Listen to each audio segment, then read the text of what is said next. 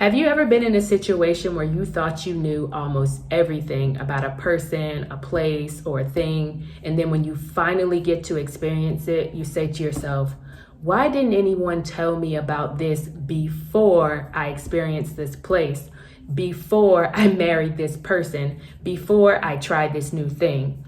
In this video, I'm spilling the tea about the 7 things I wish I knew before I moved to Peru. And you better believe these are very important things to know if you're interested in visiting, living in a place that's anything like Peru. So without further ado, let's get into number 1. So the first thing that I wish I knew before moving to Peru has to do with the weather. So I mentioned in a previous video that I arrived in Peru during the winter time and I almost froze to death. But in this video, I'm not talking about that exact thing. I'm talking about the fact that I did not know that Peru only has 2 seasons, winter and summer. And what that means is the winter is much longer than what we experience in the United States. And during the winter season, which is a long season, there is not a lot of sunlight. There's very little sunlight that comes out during the day. And that means a lot of the days are really cloudy, really foggy, really depressing. And so when you don't have an opportunity to take in a lot of sunlight, your vitamin D levels decrease alongside your mood, and you are at a higher risk for seasonal affective disorder, which is a form of depression that is related to the lack of sun exposure and lack of vitamin D. So this is the first thing that I wish I knew before moving to Peru. If you're coming to Peru during the winter time, or if you're moving to Peru, you need to have some sort of vitamin D supplement that will help you to not be depressed during the winter season. Obviously, during the summer, you're going to get more exposure to the sun, but be prepared if you're going to be an expat here, if you're going to be visiting in the winter, or if you're just going to be here during a long period of time. Be prepared with that vitamin D supplement. So the second thing that I wish I knew about Peru before moving here is that it is nearly impossible to make long-term friends without speaking Spanish. Now, this is something that is fundamentally different from other Spanish-speaking countries such as Colombia and Panama, because those are places where you will meet and be able to connect with a lot of American tourists. The thing that I've experienced here is that obviously when you want to meet somebody and simply have a short interaction with them, you won't really need that Spanish. But remember, friendship requires constant communication, or at least consistent communication with that same person over a long period of time. And what I have found is that it is very difficult to impossible to forge friendships if you don't have strong Spanish skills. So the friends that I have made, we have gone out to dinner, we've gone out to parks, we've gone out on walks. And it has been a test of my Spanish fluency, because there's a fundamental difference between speaking Spanish for 1 hour for a class, speaking Spanish for 2 hours with friends, and actually spending hours and hours and hours speaking Spanish with friends that you're trying to connect with. So this is something that you need to understand, that although a lot of people think that they can move to Spanish-speaking countries such as Mexico, Colombia, Panama, and without the necessary Spanish skills, in my personal opinion, Peru is a country where Spanish is needed if you want to forge meaningful connections with people here in the community. It's really something that I think is essential, because even though I have met some Peruvians who speak a little English, it's very basic. So here, if you want to have friends, if you want to have long-term relationships, if you want to not be lonely, you're going to have to work on building your Spanish fluency and skills. And if you do need help with that, please feel free to check out my first video where I talked about how I became fluent in Spanish. The third thing that I wish I knew before moving to Peru is that although Peru is a very diverse country with people of all skin tones. You will be judged by your race and your appearance, just like anywhere else in the world. So don't come to Peru thinking that issues around race and gender and nationality suddenly appear. I've seen so many people on YouTube saying, oh, I'm moving to Mexico. Oh, I'm moving to Panama. I'm moving to Peru where I don't have to deal with issues of race. I'm here to tell you guys that no matter where you go, you will deal with issues around race, nationality, gender, whatever.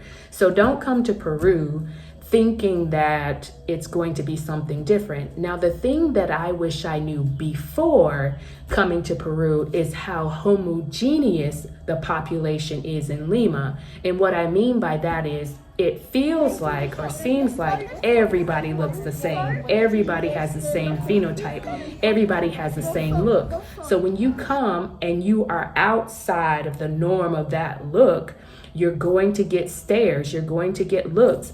Nobody's going to be mean to you, absolutely not, but you're going to stand out. And if you're a person that's shy, introverted, you want to kind of fit in with the crowd, that's something you need to consider if you're considering moving or visiting to Peru, that you will stand out if you don't look like the typical Peruvian person. And that goes without saying, I think. If you're very blonde, for example, with blue eyes, that's a look that's going to stand out here in Peru. So it really doesn't have so much to do with race or racism. It has to do with the homogeneity of the population, where everybody looks the same and they're used to seeing people who look just like them.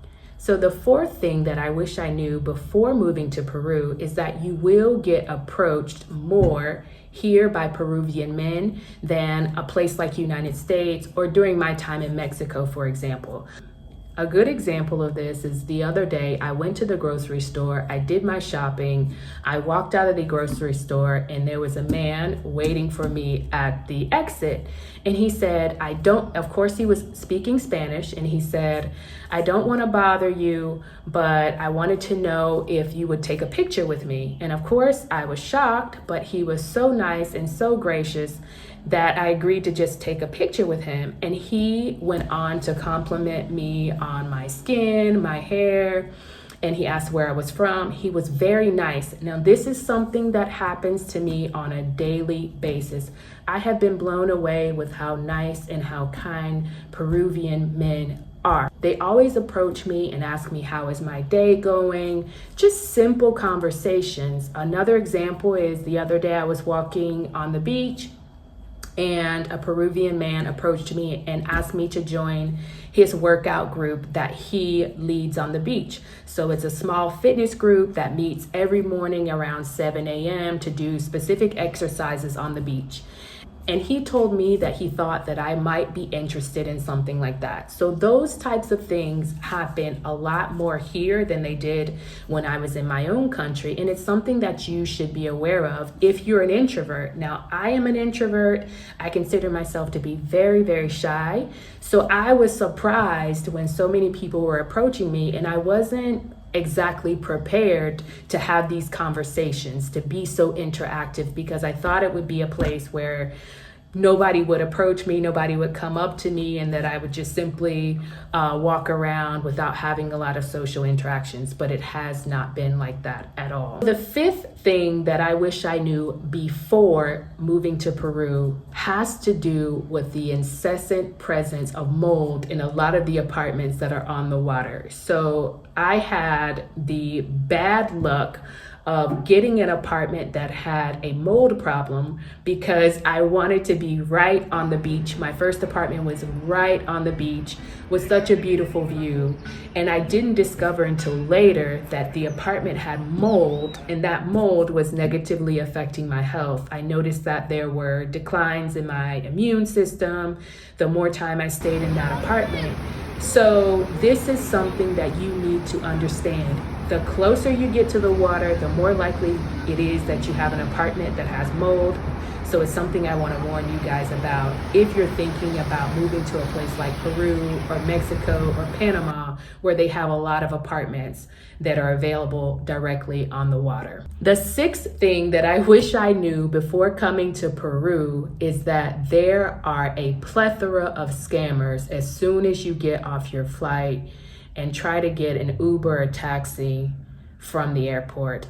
The landing and getting my luggage and walking out the exit at the airport was a little bit overwhelming because there are all kinds of taxi drivers coming at you, offering you a price, offering you a ride, asking where you're going, and they are aggressive. So this is something you need to know about before you come to Peru. I wish I knew, because I would have just avoided talking to anybody, stopping. I would have just walked through without stopping.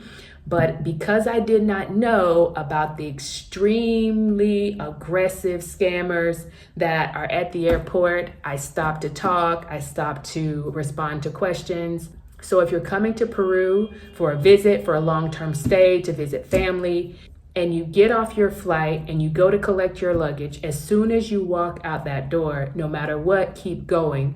Go get your Uber and keep going. Do not stop and talk to all the scammers who are going to be trying to charge you, or better said, overcharge you for a ride to your apartment, to your hotel, to whatever location that you're going to. One of the taxi drivers tried to charge me, I think, $20 for a ride to my apartment that was about 5 minutes away, and the normal cost via Uber is about $3. So imagine the difference in what you will pay if you're going even a longer distance. That person will probably try to charge you $40 or $50 for a ride that would usually cost only $5. So be aware of the fact that as soon as you land, the scammers in the airport, the taxi drivers will target you at the airport. So the seventh and final thing that I wish I knew before moving to Peru has to do with the fact that Peru is dealing with incessant inflation.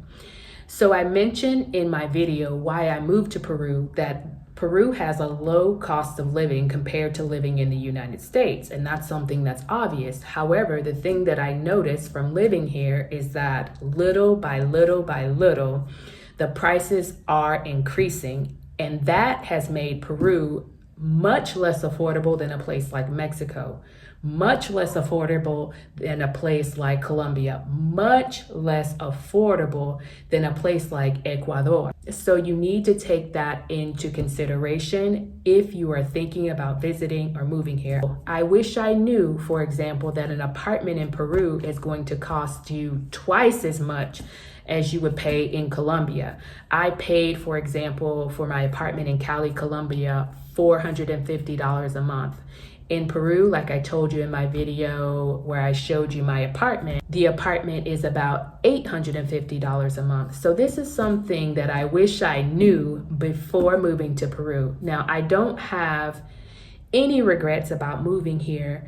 It has been a wonderful, peaceful place to live. But these 7 things are the things I wish I knew before moving here, and the things that I want to share with you before you visit, before you move here. Please take these things into consideration.